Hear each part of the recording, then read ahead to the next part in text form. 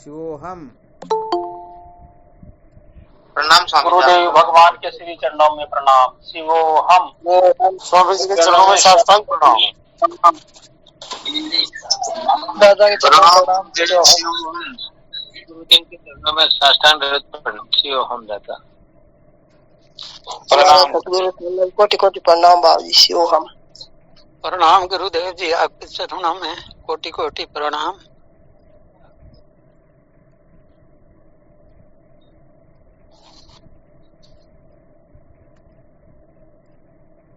कोटि कोटि प्रणाम स्वामी जी, आपके श्री चरणों में।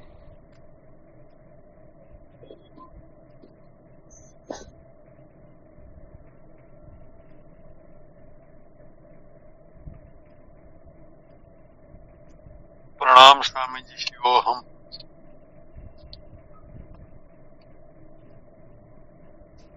शिवोम गुरुदेव। शिवोम।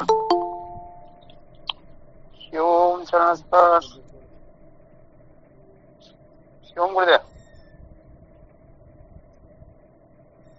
नहीं आ रही गुरुदेव, आवाज नहीं आ रही। गुरुदेव को प्रणाम। हाँ शिवोहम। सतगुरुदेव के चरणों में कोटि कोटि प्रणाम। शिवोहम। क्या विषय चल रहा था?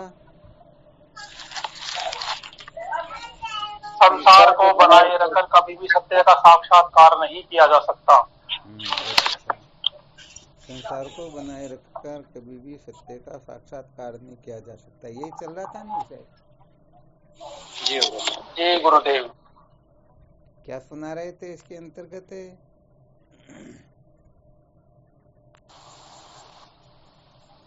वेद भगवान को परम प्रमाण क्यों मानते? बहुत अच्छी बात है।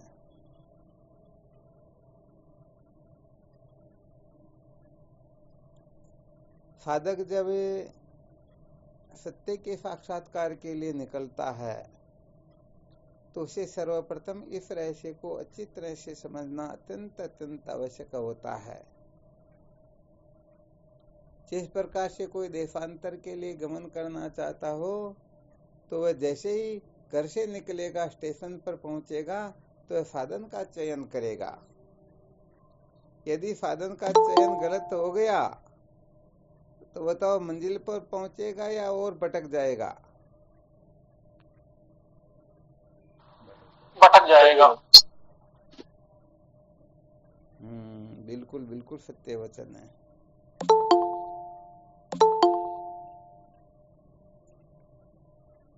तो यहाँ पर जो साधन का चयन करने में गड़बड़ कर देते हैं तो वह निश्चित रूप से भटक जाते हैं। और यदि साधन का चयन ठीक तरह से कर लिया गया तो मंजिल पर पहुंच जाएगा। मंजिल गंतव्य पहुंच जाएंगे। हाँ बिल्कुल बिल्कुल सत्य बात है। तो वैसे देखा जाए तो यहाँ पर बड़े विलक्षण ढंग से सावधान रहना होता है। थोड़ी सी भी गड़बड़ कर दे तो क्या हो जाता है? गड़बड़ कर देंगे तो जिस जगह हमको पहुंचना वहां पहुंच नहीं पाएंगे। हाँ बिल्कुल सत्य बात है। और वैसे देखा जाए तो कभी कभी ऐसी भ्रांति भी हो जाती है।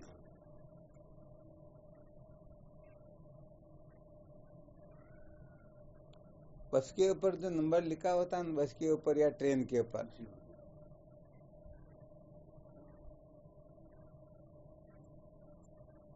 जी महाराज। क्या हुआ जब पहले अपनी ये लाइन जो थी ना, पहले मीटर गेज थी और उसके बाद में ब्रॉड गेज हो गई।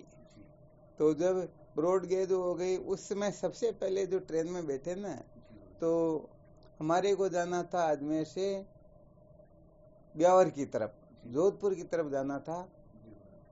तो क्या होता है कि दोनों ट्रेनों का टाइम यहाँ पर करीब करीब एक ही है। जोधपुर इंदौर, जोधपुर रतलाम वाली जो ट्रेन है ना, उसका करीब करीब टाइम एक ही है। तो हमने तो आओ देखा न ताओ अपने वो ये क्या बोलते हैं, वो पार्वती भाई जी महाराज थे जी, और उनके साथ में एक दो साधक और भी थे, हम भी थे। जोधपुर की तरफ सत्संग में जा रहे थे तो यहाँ से जल्दी जल्दी से बैठ गए। और बैठने के बाद में जब ट्रेन चलने लगी तो पता लगा बड़ा गड़बड़ हो गया, ये तो अपने भिलवाड़ा की तरफ जा रही ट्रेन। मेरे साथ भी हो गया था गुरुदेव। वो तो रास्ता बिल्कुल पक्का ध्यान में था, तो करे तो क्या करे। फिर नशीराबाद उतरे और नशीराबाद उतरने के बाद में वो ट्रेन आई भिलवाड़ा की तरफ से, तो फिर वो क्या हो गया, वापस उसमें बैठ के इस तरफ आ गए, तो गड़बड़ तो हो जाती है ना। तो बहुत सारे लोग देखते रहे भाई हमें जहाँ जाना वहाँ का ही इस पर नाम लिखा हुआ है, परंतु फिर भी यदि जांच ठीक पड़ताल प्रकाश से नहीं की जाए तो सचमुच में फिर गड़बड़ हो जाती है, गड़बड़ हो जाती है ना। जी स्वामी जी, बिल्कुल हो जाती है। हाँ बिल्कुल पक्का ही है। तो महाराज साधन के अनुरूप सामग्री नहीं होती तो साध्य की प्राप्ति नहीं होती है, सीधी सी बात। हाँ बिल्कुल पक्का ही, और यहीं पर सबसे अधिक सावधान रहना होता है। तो यहाँ पर कुल मिलाकर के वैसे देखा जाए तो ज्यादा तो क्या बताए, 14 इंद्रियों के द्वारा जो जागृत अवस्था में व्यवहार होता है, तो 14 इंद्रियों के द्वारा उन विषयों का ही सेवन करे जिससे हम अपने लक्ष्य की प्राप्ति कर सके। तो यहाँ पर बस का तो बोले देख ले, चलो ठीक बात है, परंतु यदि संग गड़बड़ हो गया तो मंजिल पे नहीं पहुंचेंगे ना।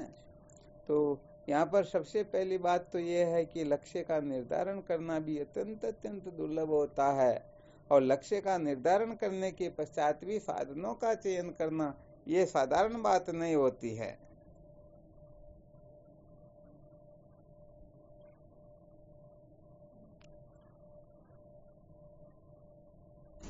क्योंकि साधन जो है अनेक प्रकार के होते हैं, कोई परंपरागत साधन होते हैं, कोई बहिरंग साधन होते हैं, कोई अंतरंग साधन होते हैं, कोई साक्षात साधन होते हैं।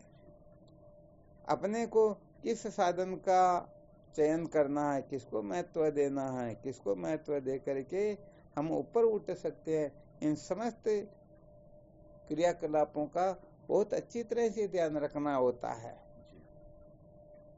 क्योंकि कर्म के द्वारा जो प्राप्त होता है वह नाशवान ही होगा, ज्ञान के द्वारा जो प्राप्त होता है वह विनाशी ही।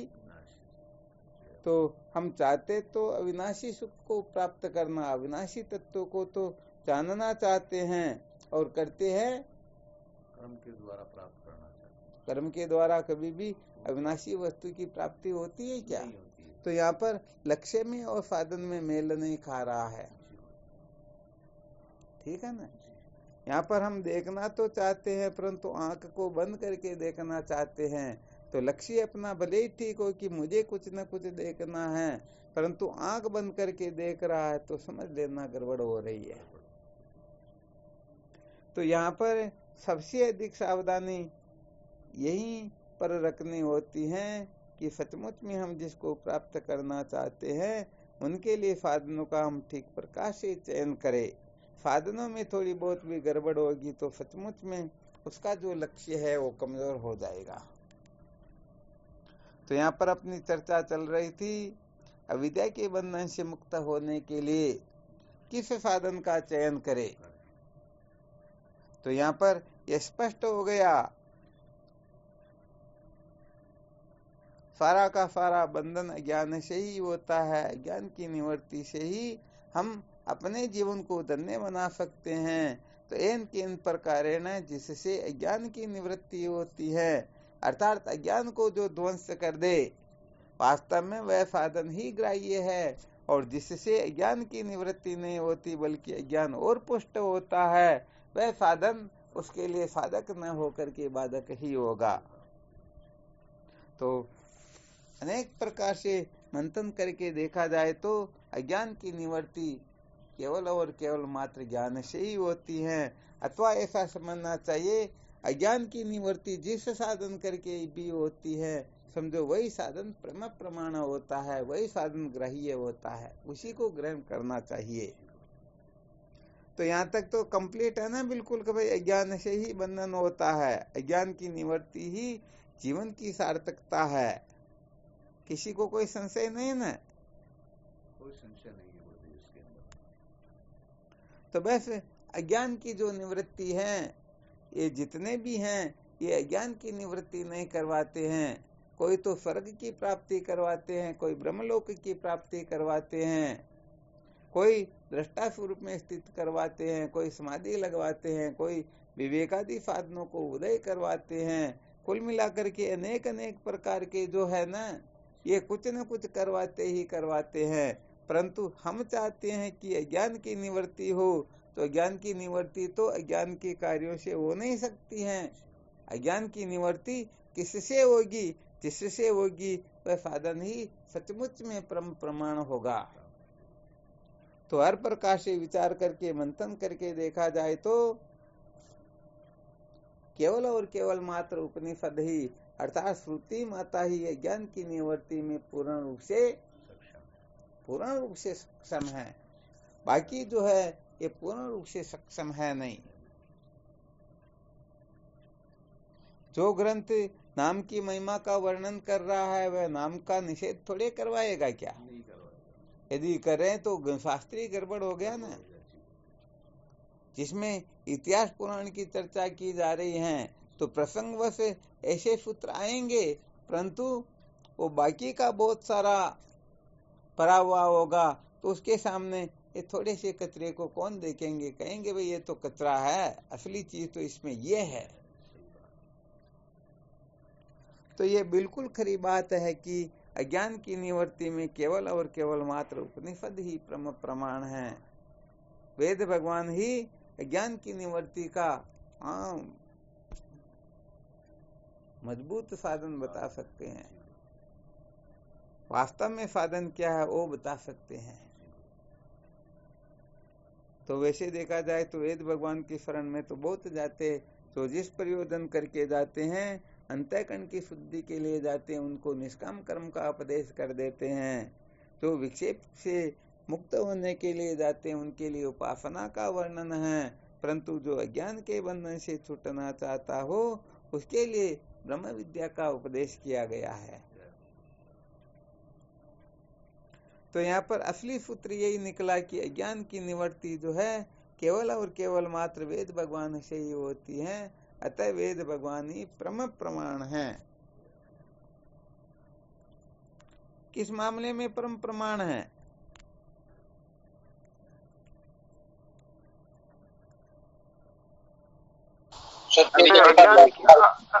किसमें? ज्ञान की निवृत्ति के लिए, ज्ञान की निवृत्ति के लिए। अरे वाह! और ब्रह्म की प्राप्ति, ब्रह्म की प्राप्ति। क्या बात! हीरालाल जी बोल रहे क्या बात, प्रमोशन हो गया भाई की बार। तो बहुत बहुत धन्यवाद है।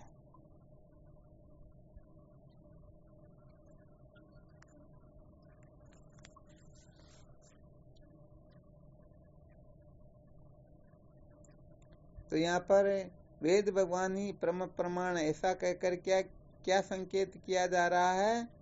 अज्ञान की जो निवृत्ति होती है वेद भगवान से ही होती है। इसको थोड़ा स्पष्ट करके बताओ, कौन बताएंगे?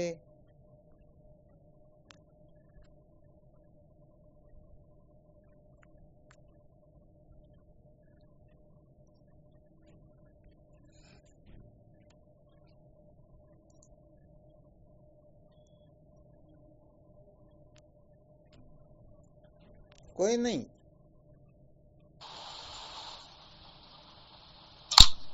शिवम गुरुदेव। हाँ शिवोहम। वो विदेश जाना होगा तो हवाई जहाज से जाना पड़ेगा ना, फिर वो बस और ट्रेन तो चलेगी नहीं। चलो बहुत अच्छी बात। यहाँ पर कहा जा रहा है ना ज्ञान की निवृत्ति वेद भगवान से होती है, अर्थात वेद से होती है। स्वामी जी चरण में कोटि कोटि प्रणाम। हाँ शिवोहम। उदय स्वर्ण वो है ना श्रुति प्रमाणिक। यहाँ ये थोड़ी पूछा जा रहा है क्या? यहाँ तो ये कहा जा रहा है कि ज्ञान की निवृत्ति वेद से होती। वेद का अर्थ ज्ञान नहीं बताया क्या कल? ज्यादा तो कुछ बोलना ही नहीं था यहाँ पर। तो अर्थात ज्ञान की निवृत्ति केवल मात्र ज्ञान से ही होती है। ज्ञान के अलावा कर्म उपासना आदि से ज्ञान की निवृत्ति होती तो कर्म उपासना के लिए तो हजारों शास्त्र भरे हुए हैं जिनकी कोई गिनती ही नहीं है। सब कर्म उपासना के तो प्रतिपादक करीब करीब सभी इतिहास पुराण आदि, या किसी और के? नहीं महाराज, इसी तो वेद भगवान परम प्रमाण, इसका तात्पर्य समझ लेना चाहिए कि ज्ञान ही अज्ञान को निवर्त कर सकता है। ज्ञान रूपी प्रमाण से ही अज्ञान भस्मीभूत हो सकता है, और कोई साधन है ही नहीं।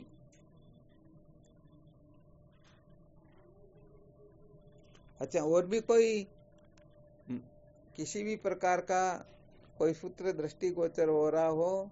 हाँ, साधकों ने मंथन किया हो तो हो सकता कुछ न कुछ सूत्र तो निकल ही सकता है। कल जो सूत्र बताए गए, जिन पर चर्चा चली, उसी प्रकार से यदि कोई कुछ कहना चाहता हो, वेद परम प्रमाण इसलिए है।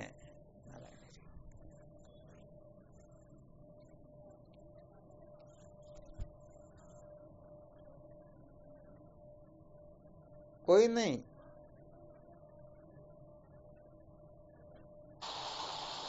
गुरुदेव, नित्य प्राप्ति की प्राप्ति वेद भगवान से होती। ये तो कल हो गया था ना, ज्ञान के लिए बताया था ना कल। वेद भगवान के लिए भाई नित्य प्राप्ति की प्राप्ति और नित्य निवर्त की निवर्ति ज्ञान से होती है, अर्थात वेद भगवान से ही होती है। इसलिए वेद परम प्रमाण है। पहले जो सूत्र बता दिए उनका चिंतन मनन नहीं, इसके अलावा और कोई सूत्र दृष्टिगोचर हो रहे हो तो उसको देखो।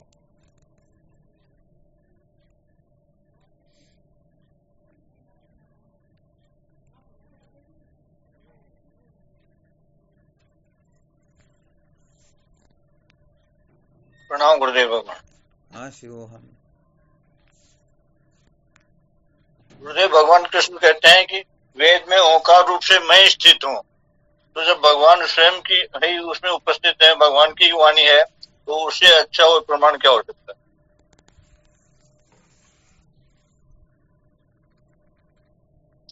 हाँ, परंतु पहले जो अपौरुष ही बता दिया ना, तो उसके सामने ये ज्यादा तथ्यपूर्ण नहीं है। वो ज्यादा प्रबल तो वह है, अपौरुष ही जो कह दिया ना जी। कल जो सूत्र बताए उससे थोड़ा और ऊंची कक्षा का हो तो भले आनंद आ सकता, वरना तो फिर वो गड़बड़ हो जाती कि पहले तो कहने का मतलब एक प्रकार से बहुत अच्छी मिठाई खाई और फिर पता नहीं, वो तो गोबर तो नहीं कहना चाहिए, फिर भी हो सकता कुछ सूखी रोटी खा ली, ऐसा समझ लो। और कोई मार्मिक बात हो और ऊंची कक्षा का सूत्र, तब बात कुछ और होती, वरना पहले वाला भी कमजोर हो जाता। क्योंकि अपनी निष्ठा तो इतनी प्रबल होनी चाहिए, कमजोर तो होनी ही नहीं चाहिए। चलो, बहुत धन्यवाद। और भी देखो कोई साधक। प्रणाम स्वामी जी, आपके श्री। हाँ शिव, हम बोलो। वेद भगवान से सत्य और असत्य का निर्णय होता है, इसलिए ये परम प्रमाण है। फिर तो गड़बड़ कर दी भाई। ये तो सत्य असत्य का निर्णय तो सांख्य शास्त्र के द्वारा भी हो जाता। सत्य असत्य का निर्णय तो विवेक है।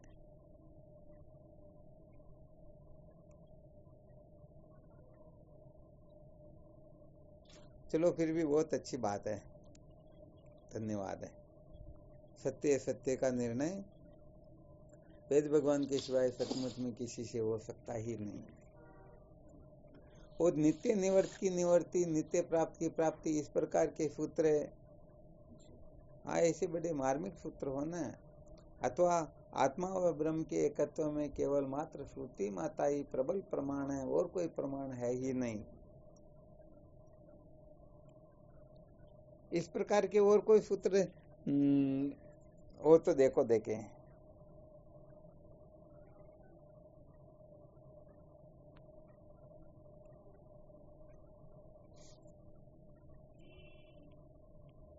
यहाँ पर वैसे सैदानंद जी बताया ना, तो यहाँ सत्य सत्य का निर्णय तो सत्य सत दो वस्तुएं तो वैसे ही हो रही। वेद भगवान तो केवल अद्वैत के प्रतिपादक है, बाकी तो वेद की गंध मात्र ही नहीं छोड़ते हैं। और यदि अणु मात्र भी वेद का प्रतिपादन किया तो वो वेद भगवान का वेदत्व कहाँ पर है? हाँ, फिर ये तो कचरा हो गया ना।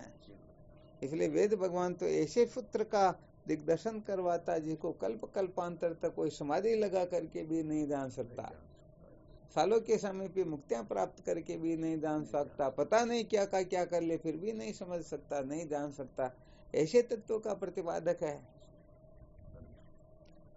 इसलिए वो क्या कि जैसे संसार के लोग छोटे मोटे सूत्र बोलते हैं, वैसे सूत्रों का यहाँ कोई ज्यादा औचित्य नहीं होता।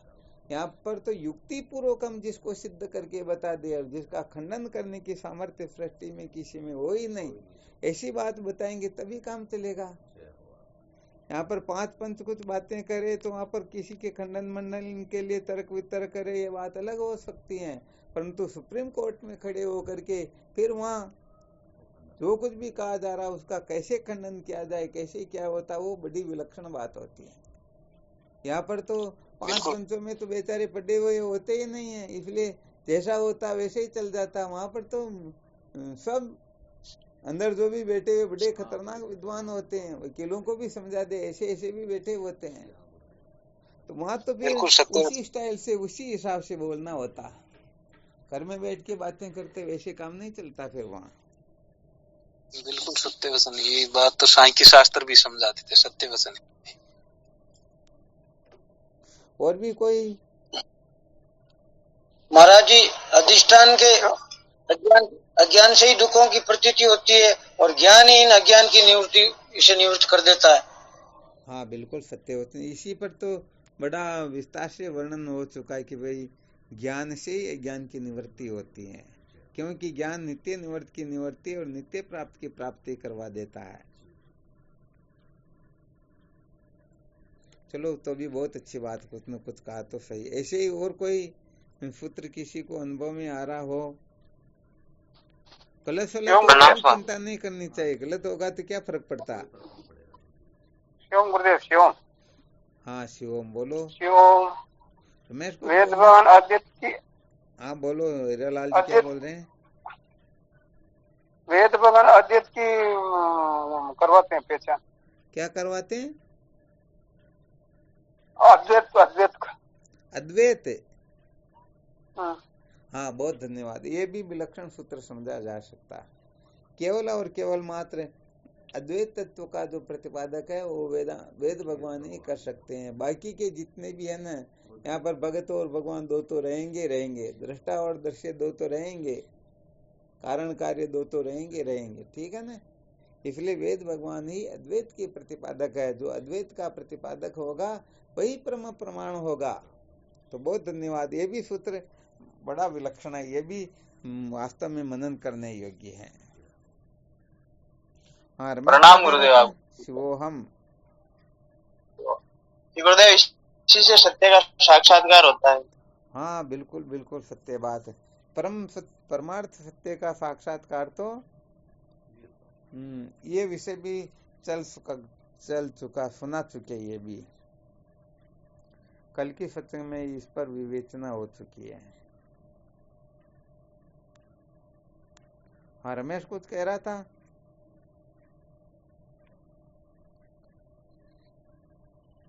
हाँ स्वामी जी, वो हीरालाल जी महाराज ने बता दिया, द्वैत की निवृत्ति भी वेद भगवान से। बहुत अच्छी बात है। कहने का मतलब बाकी जितने भी है ना, ये सब द्वैत के प्रतिपादक होते हैं। ये भगवान को भी सत्य बताते, भक्त को भी सत्य बताते, दृष्टा को भी सत्य बताते, दृश्य को भी सत्य बताते हैं। तो ये सारे के सारे द्वैत के प्रतिपादक होते हैं। जिससे द्वैत के मिथ्यात्व का निश्चय होता हो उसे ही प्रमाण कहते हैं। चलो बहुत धन्यवाद, ये भी अच्छी बात है। और भी कोई सूत्र है? महाराज जी, वेद की परिभाषा यानी कि ज्ञाता और ज्ञेय के स्वरूप को जो यथावत प्रतिपादित वो करने वाला वेद ही है। हाँ ये भी बहुत अच्छी बात है। इसको भी हम बिल्कुल गिनती में ले सकते हैं। इनका वास्तविक स्वरूप क्या है, रहस्य क्या है, इनमें वेद बताने वाले तो बहुत है, परंतु इनकी असलियत क्या है, इनकी असलियत भी वेद भगवान से ही जानी जा सकती है। प्रणाम स्वामी। हाँ शिवोहम। हमें तत्व जिज्ञासा की पूर्ति वेद भगवान से है। हाँ, बहुत बहुत धन्यवाद है। क्या बात, ये विलक्षण सूत्र है। एक तो कहने का मतलब अनादि काल से जीव भटकता हुआ आ रहा है। भटकते भटकते जब समस्त साधन इसके फलित होते हैं, सफल होते हैं, ऐसी अवस्था में तत्व की जिज्ञासा जागृत होती है। और ये तत्व जिज्ञासा जब तक पूर्ण नहीं होती है तब तक कोई कृतार्थ होता ही नहीं। तो तत्व की जिज्ञासा जो है केवल और केवल मात्र ज्ञान से ही, अर्थात वेद भगवान से ही पूर्ण होती हैं। बाकी जो है उनसे तत्व जिज्ञासा कभी भी पूर्ण होती ही नहीं। हाँ, बाकी के साधनों से तो हो सकता है ये तत्व जिज्ञासा भी मिट्टी में मिल जाए। जी अज्ञान समझ में। जी हाँ, आप गलत साधन पकड़ लेंगे तो हाँ, ज्ञान को छोड़ करके संसार का कैसा भी साधन क्यों न हो, चाहे धर्म हो, उपासना हो, योग हो, ऐसा अथवा कुछ भी क्यों न हो, ये सारे के सारे जिज्ञासा को मिट्टी में मिला देंगे। क्योंकि जिज्ञासा उदय होने के पश्चात तो केवल और केवल मात्र ब्रह्म विद्या की ही आवश्यकता होती है। ज्ञान को छोड़ करके, गुरुदेव को छोड़ करके कोई अणुमात्र भी कुछ करता है तो निश्चित रूप से वह भटक जाएगा। शिवोहम स्वामी जी। हाँ, शिवोहम ज्ञान हमें निर्भय बनाता है। अरे वाह, क्या बात है। लेट तो बोले परंतु बड़ा विलक्षण सूत्र बता। देखो, ऐसे सूत्र निकलने चाहिए। सदा सदा के लिए निर्भयता जो होती है ना, वो केवल ज्ञान से ही तो हो सकती है। तो वेद भगवान जो है हमें सदा सदा के लिए निर्भय बना देते हैं। यहाँ पर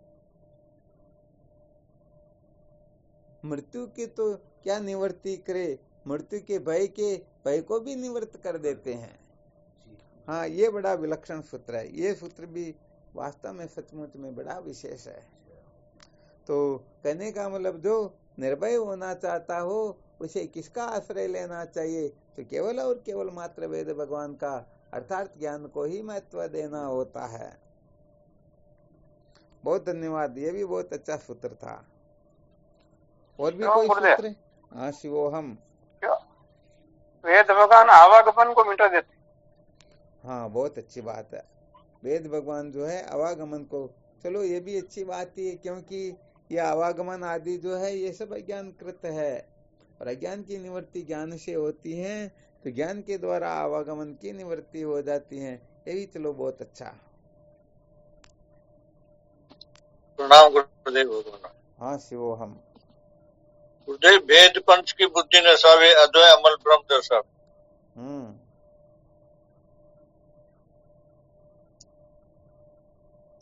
ठीक बात है।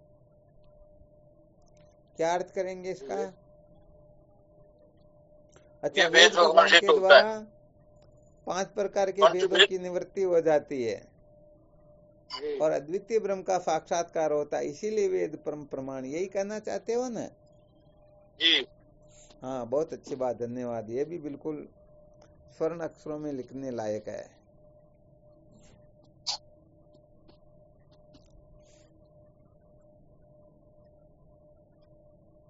और भी कोई साधक कुछ बोलना चाहे तो?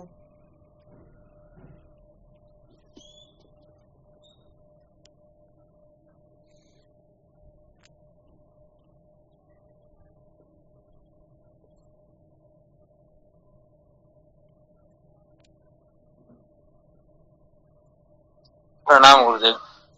हाँ, शिवोहम। वेद भगवान की अज्ञान के कारण अपन बने हुए हैं, और वेद भगवान से केवल बने हुए जो शब्द मिट जाते, सत्यता का वो अनुभव हो जाता है। चलो बहुत अच्छी बात, ठीक है। अज्ञान की निवृत्ति हो जाती जी जाता। चलो बहुत अच्छा।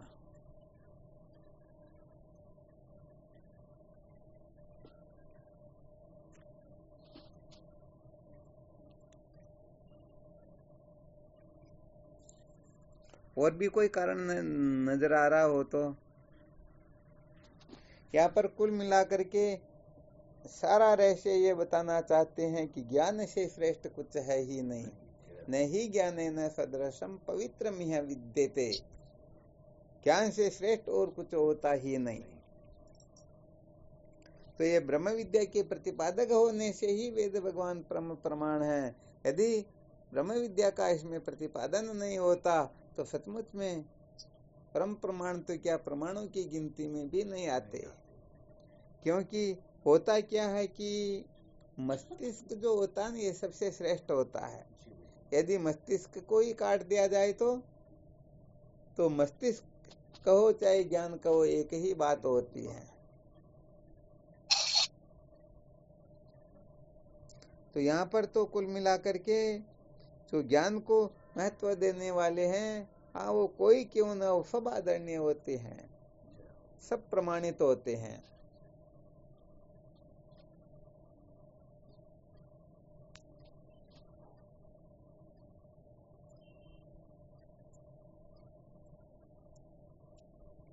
तो यहाँ पर जिस दिन कहने का मतलब ज्ञान को महत्व देने वाले, चाहे ग्रंथ हो, चाहे संत हो, चाहे पंथ हो, ठीक है ना,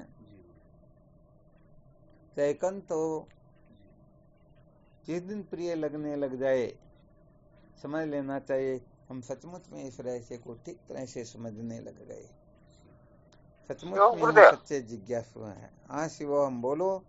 ये कंत आपने क्या बोला? कंत? अरे भाई भक्तों के लिए भी बोल देते हैं कभी कभी। भक्त तो इतने फिर तो ज्ञानी होते। यहाँ पर कितने करोड़ राम के नाम लिखे थे आपने? 3.5 करोड़। कितना लिखा है? तो क्या आपने बोला उसके बाद बंद कर दिया बस? नहीं तो भी धन्यवाद। ये कोई मामूली बात थोड़ी। 3.5 करोड़ जिन्होंने राम के नाम लिखे वो तो कोई साधारण थोड़े हो सकते क्या? और इतना 5 करोड़ किया तभी तो इसमें ये सत्संग सुनने को मिल रही है और बात भी समझ में आ रही है। 5 करोड़ लिखे साहब हैं? 5 करोड़। 5 करोड़, वाह भाई, बहुत बहुत धन्यवाद। आपने देखो ग्रुप में एक से एक बढ़ करके शेयर है। 5 करोड़ राम नाम लिखने के पश्चात भी वेदांत विचार की ओर प्रवृत्त हो रहे। इसका मतलब ज्ञान को कितना महत्व देते हैं। बस विशेष बात यह है।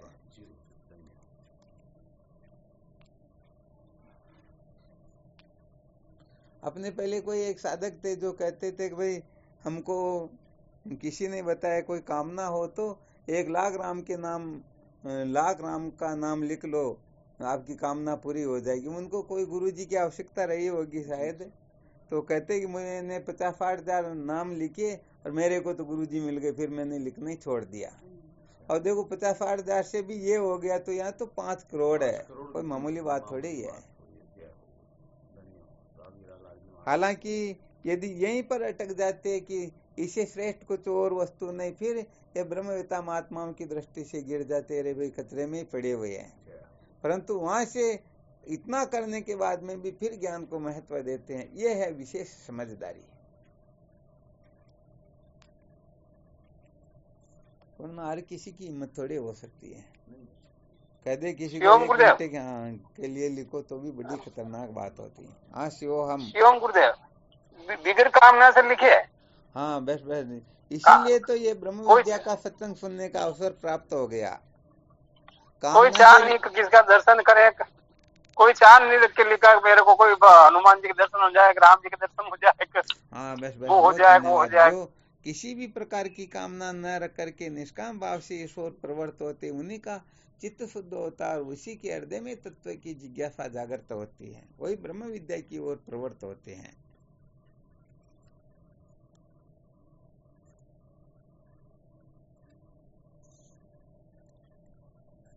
धन्यवाद भाई, ये भी बहुत अच्छी बात है।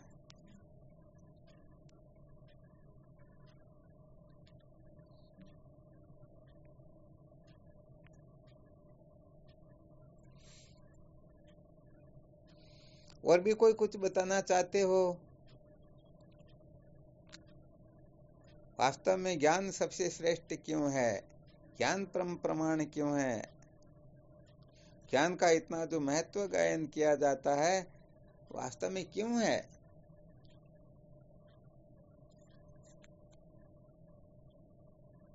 महाराज जी कुल मिलाकर वही है कि ज्ञान ही अपने को लक्ष्य तक पहुंचाता है, बाकी किसी में सामर्थ्य ही नहीं। किसी में सामर्थ्य नहीं, ये बिल्कुल अच्छी तरह से निश्चय कर लेना चाहिए।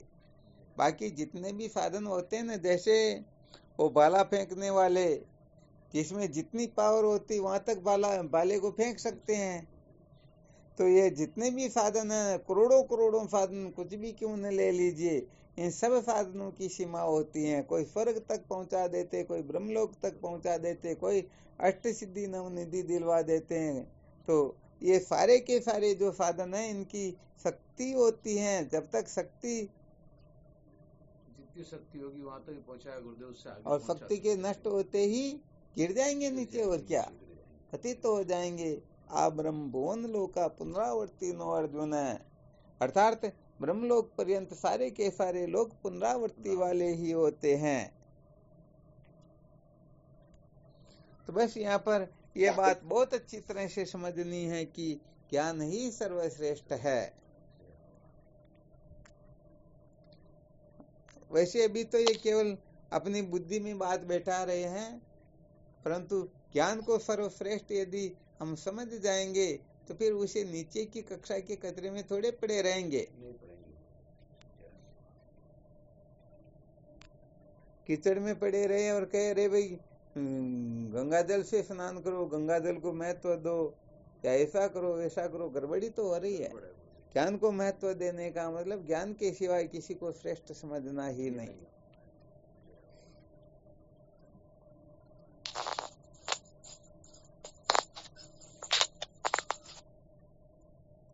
ज्ञान के बराबर भी यदि हम किसी को समझ रहे हैं तो भी अभी तक साधक नहीं है, क्योंकि बराबर समझ रहे हैं तो वो कभी भी उसकी ओर भी जा सकते हैं, कोई बड़ी बात नहीं है।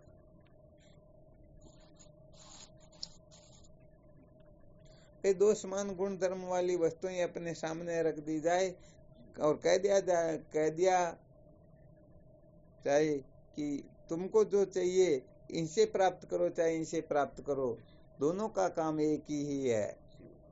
और फिर कह दे इनकी रेट क्या है, भाई इसकी तो 300 रुपये है और इसकी 3000 है, तो 2700 रुपये तो और कोई बचाने की कोशिश करेगा ना। लोग 10-10 पैसे बचाने के लिए पता नहीं क्या क्या कर देते हैं, तो 2700 रुपये मामूली बात है क्या।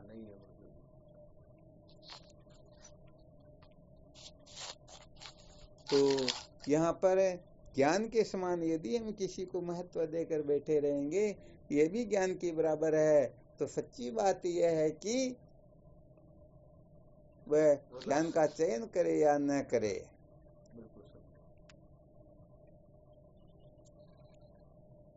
तो कुल मिलाकर के इन केन प्रकारेण अपने को यह रहस्य समझना है कि ज्ञान से श्रेष्ठ और कुछ होता ही नहीं। ज्ञान ही अज्ञान को निवृत्त कर सकता है। ये अविद्या के द्वारा अनादिकाल का जो बंधन अपने को प्रतीत होता है ना, ज्ञान के बिना और किसी से नष्ट होता ही नहीं। ये तो ज्ञान से ही वंशागर सूखता है, ज्ञान से ही ये सारा का सारा अज्ञान रूपी वन जल करके भस्मीभूत होता है। इसलिए महत्व ज्ञान का ही होता है। ज्ञान के लिए ये सारे के सारे साधन जो होते हैं ना, इन समस्त साधनों को ज्ञान के लिए कुर्बान कर देना चाहिए। परंतु हम क्या करते हैं, अन्य साधनों को महत्व दे करके ज्ञान को कभी कभी कचरा समझ लेते हैं, ज्ञान को अमान्य कर देते हैं। इसलिए इस समय तो यदि कोई थोड़ी बहुत भी व्यर्थ चेष्टा कर लेते हैं तो बड़ा गड़बड़ हो जाता है। इसलिए साधकों को यहाँ पर बहुत अच्छी तरह से इस रहस्य को समझ लेना चाहिए कि सचमुच में ज्ञान से श्रेष्ठ कुछ होता ही नहीं। हाँ, तो ये बात यदि अपने को समझ में नहीं आ रही तो इसका मतलब अभी तक तत्व जिज्ञासा ठीक प्रकार से जागृत नहीं हुई, अभी तक भूख जैसी लगनी चाहिए वैसी लगी नहीं। इसीलिए तो कहने का मतलब भोजन के महत्व को नहीं समझ पा रहे हैं। तो चलो ठीक, यहाँ पर और अच्छी तरह से मंथन करते रहना, और यदि इस रहस्य के समझने में कुछ गड़बड़ हो रही, इसका मतलब कहीं ना कहीं अपनी स्वयं की गलती हो रही है। अभी तक हम कुछ न कुछ पाना चाहते हैं, कुछ न कुछ बदलना चाहते हैं, कुछ न कुछ छोड़ना चाहते हैं, पकड़ना चाहते हैं, तो कुल मिलाकर के अनात्म पदार्थों में उलझे हुए रहेंगे। तब तक ज्ञान का महत्व समझ में नहीं आएगा, क्योंकि सारे के सारे अनात्म पदार्थ जो है ये अपने को अविद्या से ग्रसित किए हुए ही रहते हैं, तो ऐसी विवेक वृत्ति जागृत ही नहीं होती है। चलो ठीक, फिर करो चिंतन मनन, कल फिर विचार करेंगे। शिवोहम। शिवोहम। प्रणाम गुरुदेव। हाँ, शिवोम गुरुदेव। शिवोम शिवोम शरणास्तास। स्वामी जी के चरणों में साष्टांग प्रणाम है। साक्षात दंडवत प्रणाम। गुरुदेव भगवान के श्री चरणों में प्रणाम। शिवोहम। चरणों में साष्टांग दंडवत प्रणाम। शिवोहम गुरुदेव। शिवोहम। प्रणाम गुरुदेव। आप शिवोहम। प्रणाम गुरुदेव। शिवोहम। शिवोहम।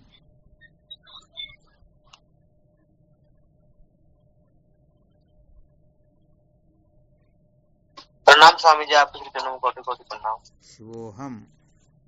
हमारा सतगुरु साला में कोटि कोटि प्रणाम बाबू जी। शिवोहम। शिवोहम। श्री गुरुदेव के चरणों में साष्टांग प्रणाम। शिवोहम। सतगुरुदेव भगवान के पूर्ण चरणों में प्रणाम। शिवोहम।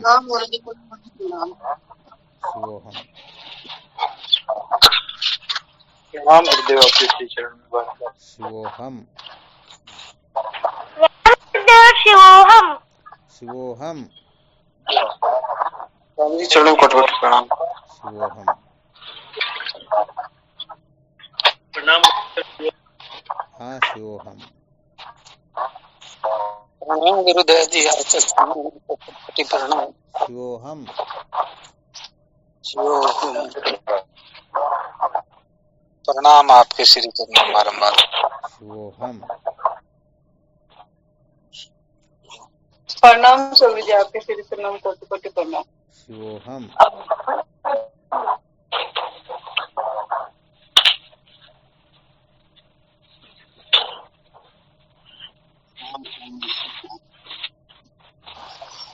कोटि कोटि प्रणाम स्वामी जी, आपके श्री चरणों में। शिवोहम।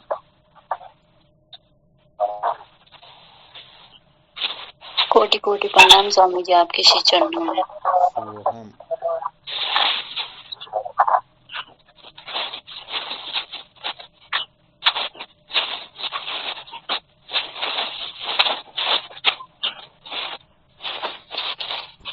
शिवोम गुरुदेव। शिवोम नमस्कार। हाँ, शिवोहम। कृपा बनी रहे।